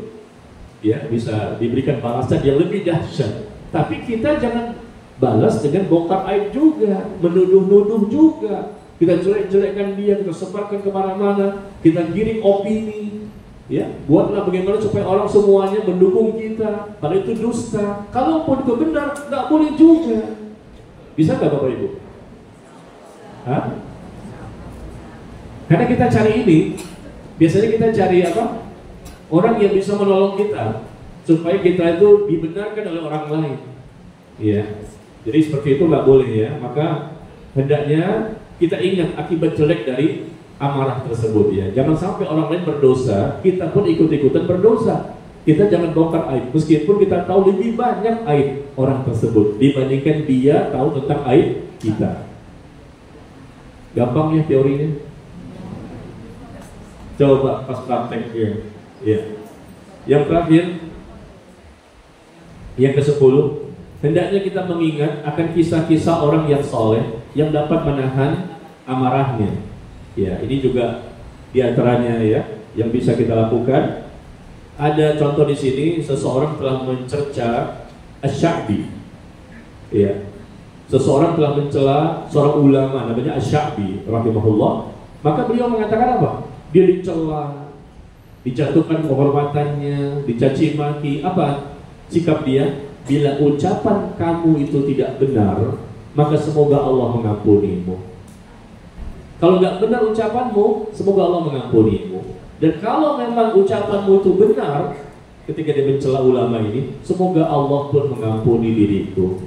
Waduh, berat. Bisa nggak kita begitu? Luar biasa ini. Kisah-kisah yang luar biasa. Kalau memang benar ucapanmu itu mencelaku, mencaci makiku, mengumbar aib segala macam, kalau itu benar, maka semoga Allah mengampunimu. Dan kalau ucapanmu salah, nah, ya, kalau ucapanmu salah, maka semoga Allah mengampunimu. Kalau ucapanmu benar, semoga Allah pun mengampuni diriku. Masya Allah, selesai. Dia tenang aja hatinya. Kalau itu benar, ya semoga Allah mengampuniku. Kalau itu salah, semoga Allah mengampuni dirimu.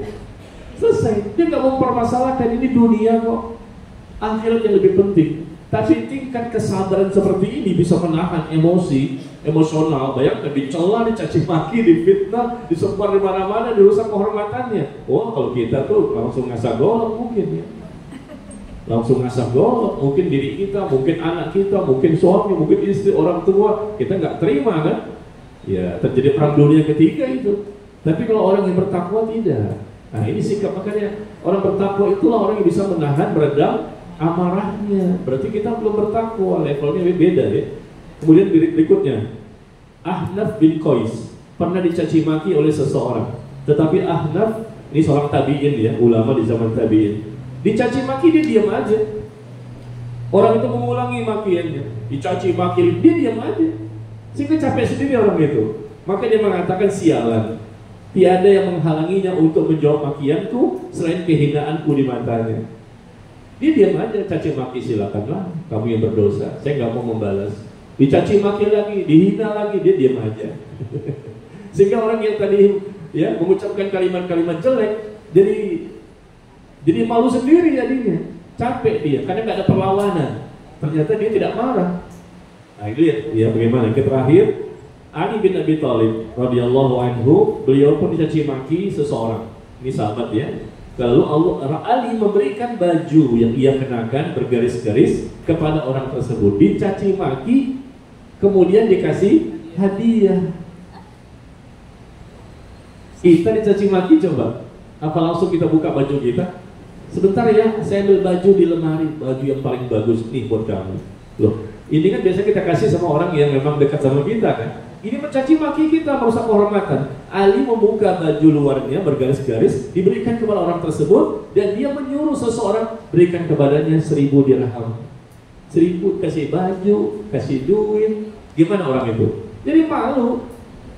Itu cara menjatuhkan, meluluhkan hati seseorang. Itu namanya akhlak yang mulia. Itu akhlaknya Rasulullah, diikuti oleh para sahabatnya. Cuma kita nggak begini. Berarti kita belum mengikuti sunnah. Kita katakan, saya mengikuti sunnah, kajian sunnah, kajian sunnah. Sunnah itu bukan akidah dan ibadah saja, tapi sunnah juga masalah akhlak. Seharusnya kita yang udah ngajinya harus lebih baik akhlaknya, hatinya lebih lembut, sikap kita lebih mulia dibandingkan orang yang belum ngaji ya. Baik. Sudah masuk beberapa pertanyaan di sini, kita langsung saja ke sesi soal jawab ya. Tolong Bapak Ibu yang sudah mendapatkan artikelnya dibaca kembali nanti di rumah ya, dan diberikan kepada suami, istri, barangkali nggak hadir di sini ya, di WA lagi ke anak, di share kembali kepada teman-teman dan yang lain-lainnya supaya mereka juga bisa menyikapi dengan baik ya ketika ada masalah. Karena marah itu kan biasanya ketika ada masalah. Ya, masalah-masalah yang berkaitan dengan dunia sebetulnya. Tapi kalau sudah marah yang berkaitan dengan agama kita dihina, maka itu marah yang positif dan berpahala.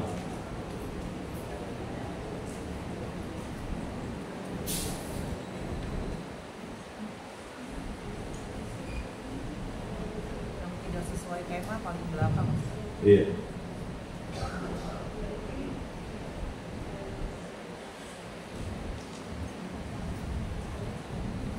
Kita mulai pertama. Bagaimana menghadapi suami yang kalau marah sampai kedengaran tetangga dan kadang sampai membanting barang-barang. Kadang kita sebagai istri pun malu. Ya, ini curhat istri ya. Jadi kalau suaminya marah sampai suaranya terdengar oleh tetangga sebelah. Suaranya mungkin pakai mic kali ketika marah. Dan membanting barang-barang sehingga kadang sebagai istri malu. Ya mungkin suami itu tidak sadar ya, dia melakukan perbuatan seperti itu, atau dia sengaja dengan suara keras untuk menunjukkan bahwa dia lagi marah. Marahnya terdengar oleh orang lain. Untuk apa? Berbangga-bangga dengan kemarahannya. Mungkin berbangga-bangga dengan kemarahannya sehingga istri pun merasa dipermalukan. Karena suami itu mengucapkan kalimat-kalimat yang bisa didengar oleh tetangga. Tetangga dengar kalimat apa, dia lagi marahin istri, dia mencaci maki istri, sengaja dia untuk mempermalukan istri. Itu enggak benar namanya. Banting-banting barang, istrinya enggak dibanting, dan barang-barang aja dibanting ya. Ini tentunya menjadikan istri malu, wajar-wajar saja. Meskipun mungkin istri barangkali di pihak yang salah, atau bisa jadi istri yang benar. Tapi ternyata suami ini yang memang tidak bisa menahan emosinya. Karena faktor ego, pengen menang sendiri, kadang-kadang begitulah Bagi Ibu ya. Kadang-kadang ego, pengen menang sendiri, tidak bisa mengendalikan emosi. Karena hatinya bermasalah. Bapak Ibu, kalau hati kita lembut, lisan kita lembut. Kalau hati kita berpenyakit, hati kita keras, hati kita berpenyakit, apalagi hatinya mati, maka yang keluar adalah sesuatu yang sifatnya negatif. Ini suaminya marah-marah begini sampai banting-banting barang, teriak-teriak, ya. Ini berarti hatinya bermasalah. Bisa jadi mungkin dia tidak ngaji, nggak taklim, atau jarang hadir di majelis ilmu, atau kurang ibadahnya, kurang zikirnya, kurang doanya. Intinya hati bermasalah. Karena apa yang dikeluarkan oleh lisan itu kan output dari mana? Hati. Tindakan perbuatan dengan tangan kaki itu output dari mana? Hati. Kalau hatinya baik, maka seluruh anggota tubuh kita akan baik. Jadi hatinya bermasalah, makanya bisa jadi mungkin dia ini jarang taklim ya, atau jarang baca Quran, jarang ibadah, jarang berzikir, jarang berdoa. Saya yakin Bu, Bapak, insya Allah ya, orang-orang yang banyak mendekatkan diri kepada agama, dia sering taklim, sering baca Quran, dia sering sholat tahajud, dia sering puasa sunnah, Senin Kemis, barangkali dia sering berzikir, sering berdoa. Insya Allah marahnya itu akan lebih terkendali. Hatinya lembut. Apa yang dikeluarkan oleh lisannya itu bisa lebih terkendali apabila dia marah. Barangkali mungkin begitu. Jadi bagaimana menghadapi suami yang seperti ini? Ya berarti ibu doakan supaya dia memiliki hati yang lembut. Ya Allah, lembutkan hati suamiku agar dia semakin takut kepadamu. Ya, lembutkan hati suamiku agar semakin bertambah imannya. Lembutkan hati suamiku agar semakin mulia akhlaknya. Ya, nasihati, dakwahi dan diperbaiki.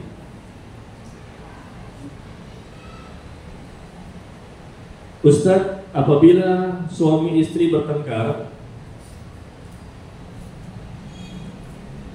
apakah hanya istri yang selalu harus minta maaf?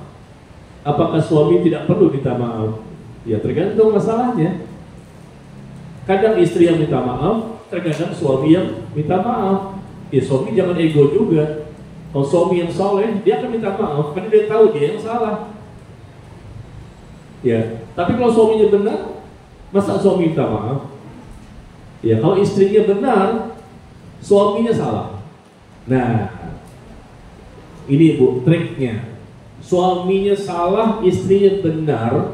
Ya tentunya idealnya suami yang minta maaf. Oh, suami yang salah kok. Tapi kadang-kadang suami salah, kadang-kadang. Karena nggak soleh dia. Dia salah tapi dia nggak mau disalahin. Tidak mau disalahkan. Padahal jelas-jelas buktinya ada, saksinya ada, rekamannya ada misalnya. Ya. Jadi bagaimana nih? Kalau memang tetap dia tidak mau minta maaf, maka ibu di posisi yang benar, ibu minta maaf saja. Mengalah untuk mendapatkan ridho Allah.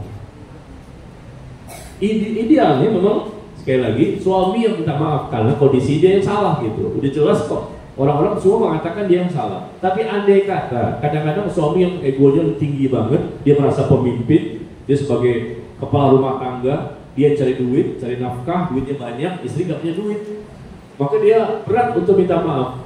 Ya sudahlah, kalau begitu istri yang luluhkan hati suami dengan maafnya istri. Ya sudah mas, kalau begitu aku yang minta maaf. Meskipun posisi istri benar, tapi istri mengatakan kalau begitu aku minta maaf kepadamu. Dengan ucapan ibu, suami tahu loh, dia tuh salah. Tapi kok istri yang minta maaf, itu bisa meluluhkan hati suami. Dia tahu dia yang salah, udah jelas bukti. Cuma karena egonya sombong, angkuh, egois, ya segala macam. Maka ketika ibu lawan dengan cara yang lemah lembut, bahkan ibu yang minta maaf, itu bisa meluluhkan hatinya. Akhirnya apa kata dia? Ya sudahlah, aku juga minta maaf. Sebetulnya salah itu aku bukan kamu. Tapi dia menunggu istri dulu yang ngomong. Aneh ya? Tapi itu terjadi. Ini bukan cerita sinetron. Dia menunggu istri dulu karena dia merasa gengsi untuk minta maaf duluan, meskipun dia tahu dia salah. Nah ini suami yang tidak soleh ya. Begitu istrinya ngomong saya minta maaf mas, baru dia mau minta maaf. Ya seperti itu caranya ya. Ya jadi nggak mesti istri yang selalu harus minta maaf. Kalau memang suami salah, suami yang minta maaf ya. Tapi andai kata istri melihat suami nggak mau juga minta maaf, ya sudahlah, istri mengalah ya demi keutuhan rumah tangga, ya demi kebaikan, dan dia mendapatkan pahala yang luar biasa. Ya tapi dengan ibu meminta maaf, justru insya Allah setelah itu akhirnya suami pun mau diminta maaf.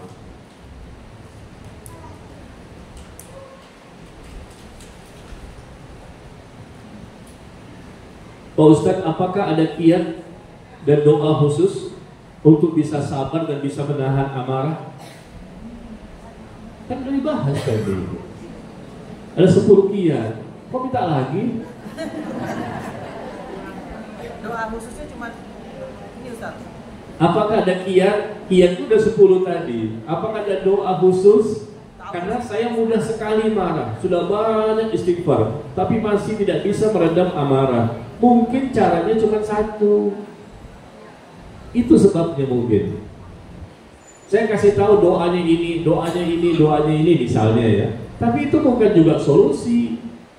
Kenapa? Kalau bisa semuanya 10-10-nya baru solusi. Berasa gitu loh. Kadang-kadang kita coba satu, mungkin berhasil, tapi tidak semua orang bisa. Cuma satu. Ada orang lain butuhnya 3 loh, baru dia bisa meredam. Ada orang lain butuhnya 7. Ada orang lain butuhnya 10-10-nya dia lakukan, baru bisa meredam. Ya, jadi kan masing-masing orang berbeda-beda ya. Ini ada 10 nih. Nah, coba kita praktekkan. Nah, ada di antara kita cuma satu aja cukup. A'udzubillahi minasyaitonirrajim. Udah. Tapi ada orang lain nggak cukup nomor 1, dia harus nomor 2 juga, nomor 3 juga, nomor 4 juga, gitu. Jadi begitu. Itu yang penting semuanya kita lakukan ya. Kalau memang kita melihat kok nggak efektif ya. Saya udah lakukan 5, kok belum bisa 6, belum bisa 7. Lakukan lagi semua, ulang lagi. Karena Allah yang menjadikan kita sabar. Kita nggak bisa sabar tanpa pertolongan dari Allah. Allah yang menjadikan kita mampu bersabar. Kata Rasulullah apa?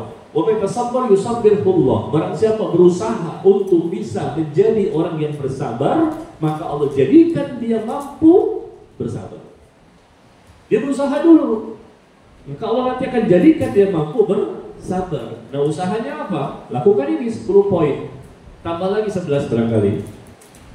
Berpuasa, sering-sering puasa sunnah. Orang-orang yang sering berpuasa sunnah, Senin Kamis, Ayyamul Bid, apalagi puasa Nabi Daud ya, survei membuktikan dengan puasa sunnah itu menjadikan hati lembut, ya, tidak gampang amarah, hatinya lembut, mudah untuk meredam amarah. Tambahkan sering-sering berpuasa sunnah, berarti bukan 10 nih, ya, 11. Sering-sering berpuasa sunnah. Ibu-ibu di sini sering puasa sunnah? Sering? Nah, makanya ibu-ibu di sini jarang marah kan? Di sini maksudnya, di rumah? Iya. Jadi kalau masalah doanya, apakah ada doa khusus? Mungkin barangkali kita doanya minta kepada Allah agar diberikan akhlak yang mulia atau hati yang bersih. Itu sudah include. Ya, Rabbana afri alaina sabra. Ya Allah, berikan, anugerahkan kepada kami kesabaran. Allahumma ja'alna minas sabirin. Ya Allah, jadikan kami termasuk orang-orang yang bersabar. Allahumma ja'alna minas sabirin. Ya Allah, jadikan kami termasuk orang-orang yang bersabar. Ya, sabar ada 3 jenis tadi.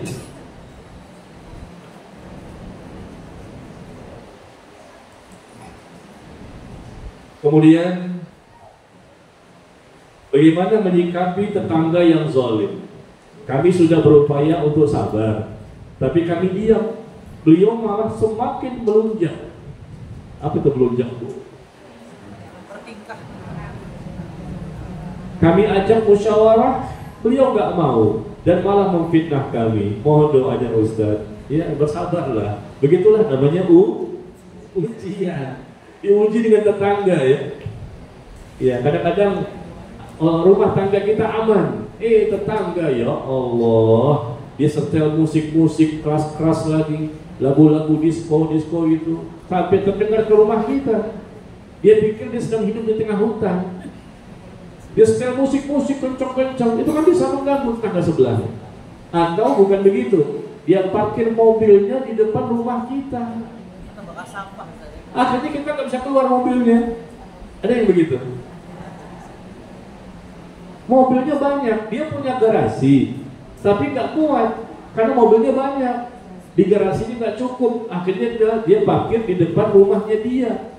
Nah, ini kan di komplek perumahan, parkir depan rumahnya dia, menyebabkan tetangga depan rumah kalau keluar mobilnya nggak bisa, susah. Ada mobil dia lagi, rumahnya udah penuh dengan mobil, tambah lagi mobil berikutnya. Itu kan mengganggu. Dan saya dicurhatin oleh seorang ikhwan. Ikhwan ini tinggal di Condet. Tahu Condet? Condet ini loh. Tahu Condet ya? Ada ikhwan tinggal di Condet, dia curhat kepada saya, Pak Ustadz, saya tinggal di perumahan dan mobil saya itu susah untuk keluar karena tetangga depan rumah saya itu mobilnya banyak dan dia parkir di depan rumahnya dia. Mobil saya mau keluar susah. Udah saya kasih tahu, Pak, jangan parkir di sini. Kita kan tinggal di komplek, ya. Nah, jarak rumah saya dengan rumah depan itu kan cuma cukup 1 mobil. Gimana? Kalau luas, lebar nggak apa-apa barangkali kan, gampang mobilnya keluar. Tapi dia nggak mau memindahkan. Bahkan dia marah kepada ikhwan tersebut. Maka ikhwan ini bertanya kepada saya, gimana Ustaz? Antum coba nasihati, nggak mempan. Coba lagi ingatkan bahwa saya susah keluar mobil, nggak mempan. Kalau begitu lapor ke RT. RT nanti yang bicara. Kalau RT nggak bisa, petugas satpam nanti atau RW-nya. Berarti ini ngeyel, ya, mengganggu orang lain. Ya. Maka begitu ya, sabarlah menghadapi tetangga yang zalim. Kadang-kadang kezalimannya berbeda-beda ya. Ada yang nyetel musik keras-keras, ada masalah mobil atau masalah-masalah yang lain ya. Maka bersabarlah. Tetap kita berusaha untuk memperbaiki mereka, ingatkan mereka. Ya, tapi kalau nggak mempan juga, bahkan semakin zalim, sampaikan ke RT. Ya, itulah tugasnya RT untuk memperbaiki warganya.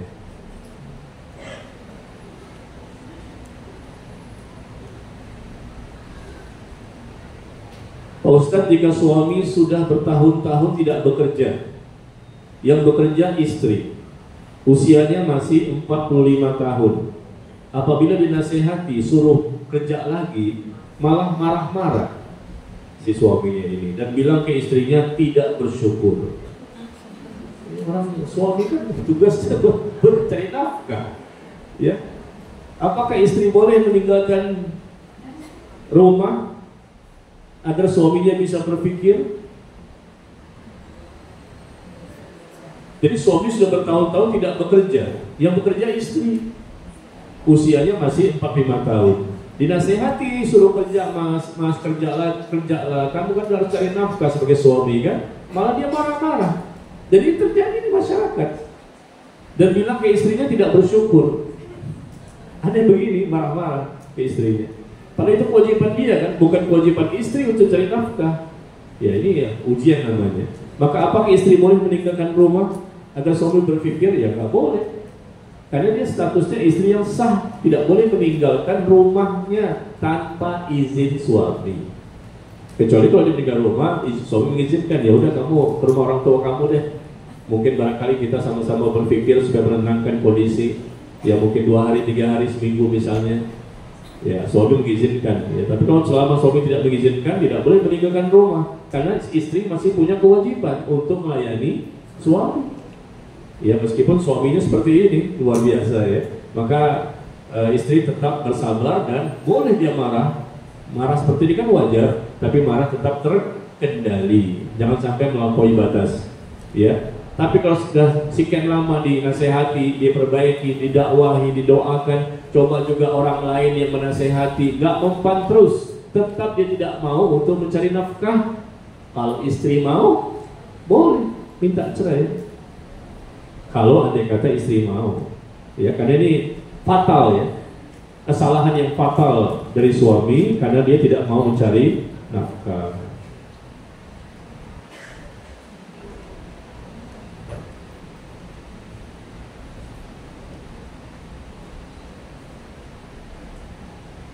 Apabila seorang suami mentalak istri lewat WA, apakah itu sah? Sah. Suami mentalak istri lewat WA, saya talak kamu, sah asalkan memang WA itu dari suami. Betul nggak di WA dari suami? Jangan-jangan bukan suami yang WA ke ibu itu. Kalau memang coba tanya sama suami, Mas kamu WA ini?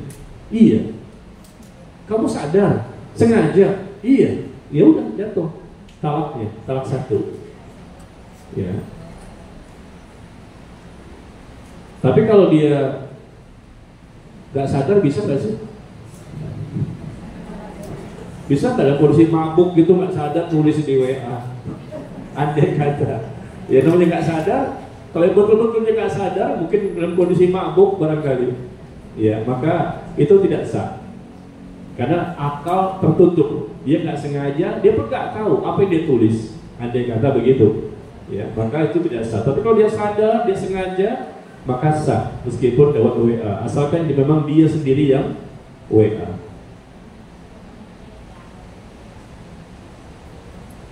Dan ini ada pertanyaan yang paling panjang ya, 1 halaman full.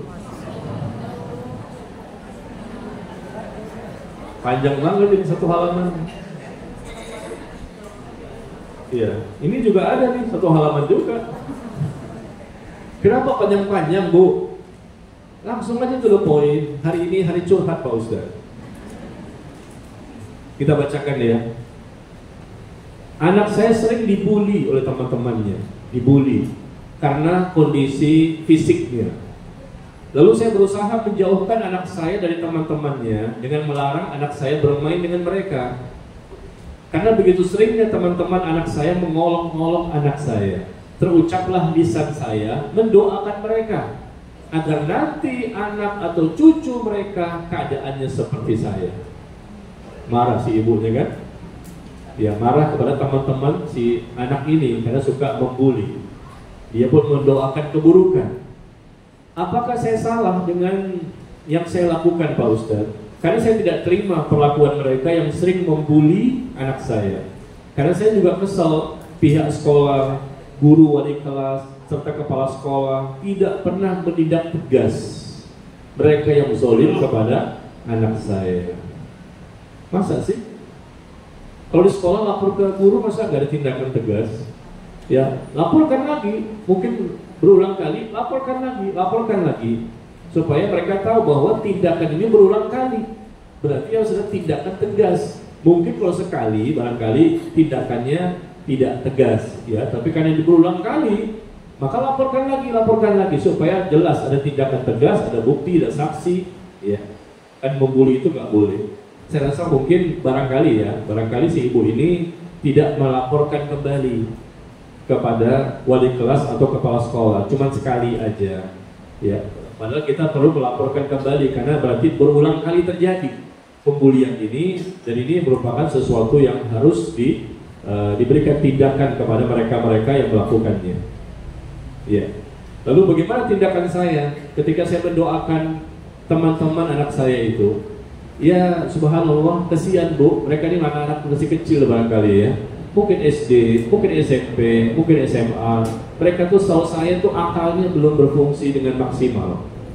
Setahu saya, anak-anak seperti itu tuh belum maksimal, mereka masih mendahulukan hawa nafsunya, pergaulan bebas, pendidikan dari orang tuanya juga kurang. Kesian kalau kita doakan supaya dia mendapatkan kezaliman ini, hukuman dari Allah. Kesian juga, karena bisa jadi mereka tidak salah, yang salah orang tuanya, yang tidak mendidiknya. Jadi anak itu nggak bisa disalahkan juga kadang-kadang. Anak bersikap seperti ini, membuli teman-temannya, memukul teman-temannya, ya, melakukan kekasaran teman-temannya. Sebetulnya hakikatnya bisa jadi anak itu tidak salah, karena orang tuanya yang salah di rumah, tidak memberikan pendidikan, perhatian, bimbingan, arahan. Akhirnya anak tuh buas, liar, nakal, geng-geng motor. Itu semua dari orang tua yang salah. Mayoritas anak tuh rusak akibat dari orang tua. Orang tua mereka itu dipanggil sama wali kelasnya, panggil oleh kepala sekolahnya, orang tua itu dinasehati. Anak iya dinasehati, jangan sampai membuli lagi, diberikan sanksi tegas. Tapi orang tua juga dipanggil.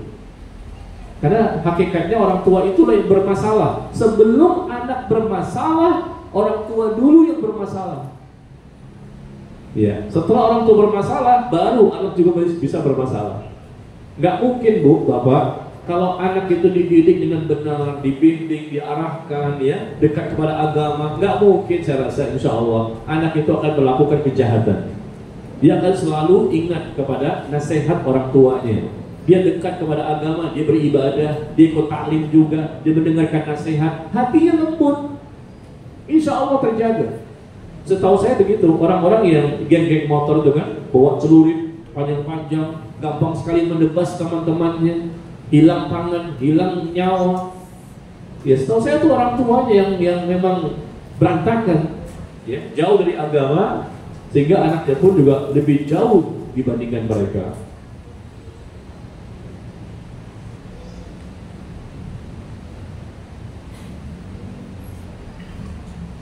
Ya, kemudian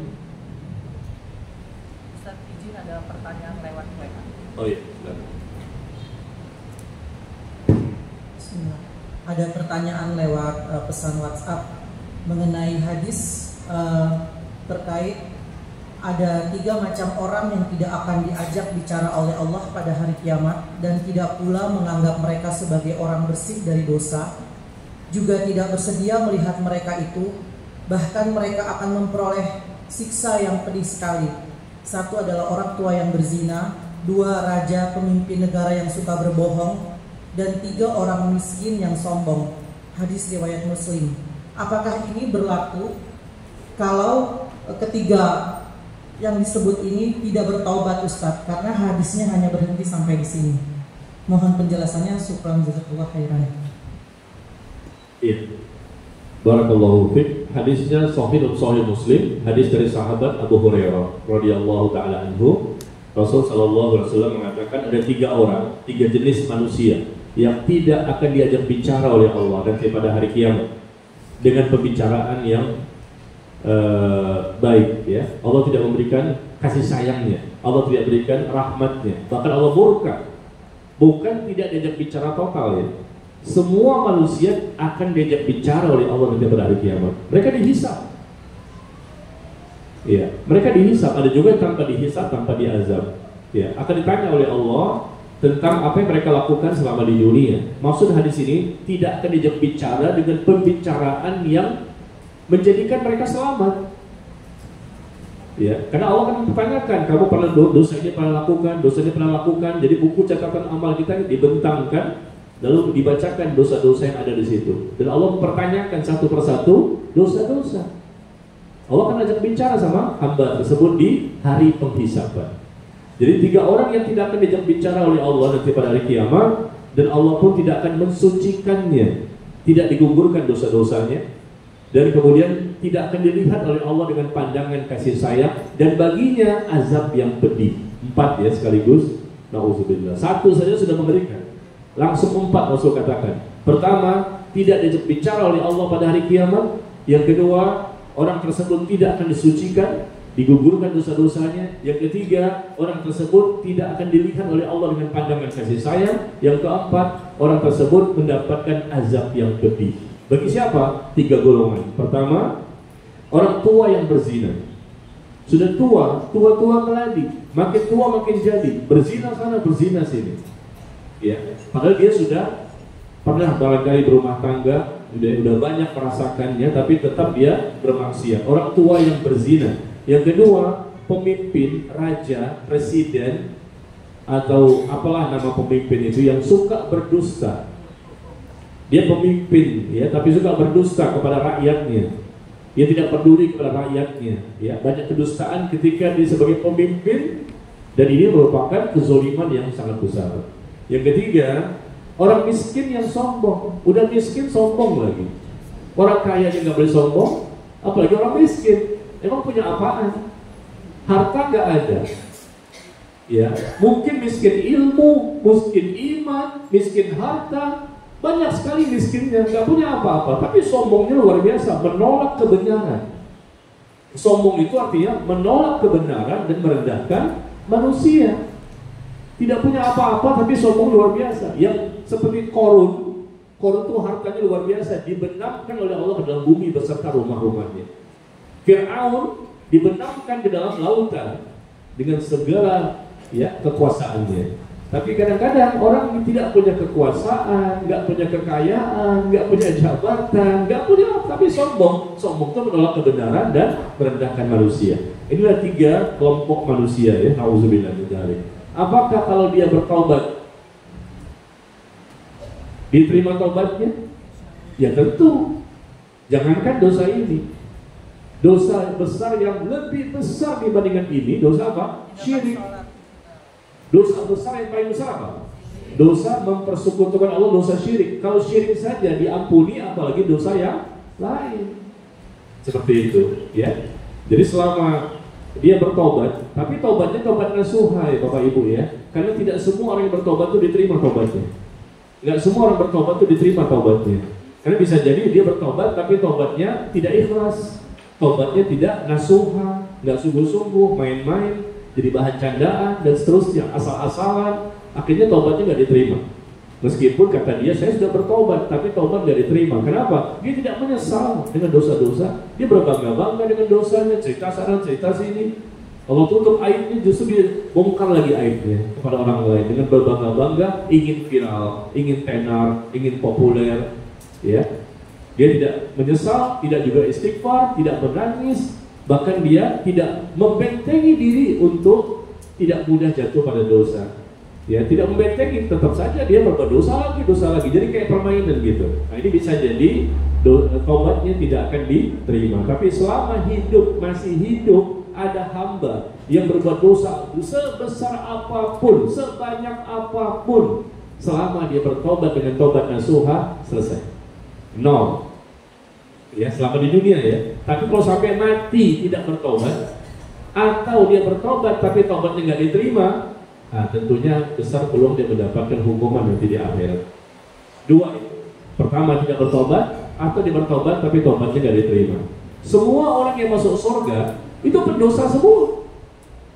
Semua yang masuk surga itu pendosa semua. Kenapa? Maksudnya pendosa pernah melakukan kesalahan. Tapi mereka masuk surga kenapa? Karena selama di dunia mereka sering bertaubat. Dan orang yang masuk neraka semuanya juga pendosa, sama saja. Cuma kenapa masuk neraka? Karena selama di dunia tidak bertobat, atau bertobat tapi bertobatnya tidak benar, tidak diterima. Jadi kalau orang nggak punya dosa gimana? Nggak mungkin. Kita semua manusia. Nabi dan Rasul saja maksum tapi pernah melakukan kesalahan. Tapi kenapa bisa dibedakan? Yang satu surga, satu neraka? Karena yang masuk surga ini mereka pernah melakukan dosa, tapi sering mereka bertobat dengan tobat nasuha selama di dunia. Akhirnya Allah ampuni, nggak punya dosa. Adapun satu lagi, mereka berbuat dosa sampai mati, tidak pernah bertobat, atau bertobat tapi tidak diterima tobatnya, karena tobat tanpa ilmu. Akibatnya, ya dia mendapatkan siksa kubur dan berlanjut dengan siksa neraka. Ya, demikian. Ada lagi? Lagi Ustaz. Apakah menasehati dengan suara keras termasuk kategori marah? Menasehati dengan suara keras termasuk saya hari ini. Ngomong agak keras. Apakah saya lagi marah? Bukan lagi marah, supaya Bapak Ibu nggak ngantuk. Maka saya ngomongnya agak semangat gitu loh. Kalau saya ngomong pelan-pelan, yang ngantuk tidur lagi semuanya. Saya tidak sedang lagi marah ini. Bukan lagi marah, tapi lagi ngisi kajian dengan intonasi yang agak sedikit keras suaranya, supaya kita tuh lebih mendengar, lebih konsentrasi, lebih fokus, begitu kan? Nah, selama tujuannya seperti itu, tentunya tidak bisa kita katakan dalam kondisi sedang marah, ya. Kondisi seperti saya kan innamal a'malu bin niat. Amal tergantung kepada niat. Ketika saya mengeraskan suara saya, maksudnya supaya lebih terdengar apa yang saya sampaikan di pagi hari ini. Tapi kalau memang kita lihat orang itu mengeraskan suaranya karena faktor marah, itu pun boleh juga kalau memang dibutuhkan. Kan saya katakan tadi, marah terbagi dua, ada yang positif, ada yang negatif. Nah, kalau memang perlu dikeraskan, keraskan suara itu. Ya mungkin dengan agak sedikit kita keraskan, orang itu akan berubah. Contohnya siapa? Anak-anak ya. Anak-anak di rumah, kita ngomong pelan-pelan, marah nih pelan-pelan, gak dianggap. Pelan-pelan, gak dianggap. Nah, begitu ibunya sudah keraskan suaranya, baru mereka kapok, jerah, atau gak berani lagi. Nah, itu kan jadi boleh kan? Gak masalah. Apabila memang dibutuhkan untuk mengeraskan suara. Cuma kalau ibu-ibu marah di rumah, jangan sampai suaranya ibu terdengar oleh tetangga. Apalagi ibu pakai mic. Ketika marahin anak, marah-marah, ya, piring terbang, gelas terbang, atau apa misalnya. Nah, itu jangan ya. Tapi kalau memang dibutuhkan, terpaksa. Karena selama ini ibu dengan lemah lembut disampaikan nggak kompan gitu. Kadang-kadang anak itu berubah ketika ibunya sudah marah dengan suara yang lebih keras, ya. Nah, di sini masih ada pertanyaan ya beberapa, tapi kelihatannya ini masalah korban ya. Nggak sesuai dengan tema kita dan waktu pun sudah jam 11 lewat ya. Cukup sampai di sini Bapak Ibu. Karena Bapak Ibu sepertinya mau pulang, ingin segera pulang untuk kembali mengkhatamkan Al-Quran.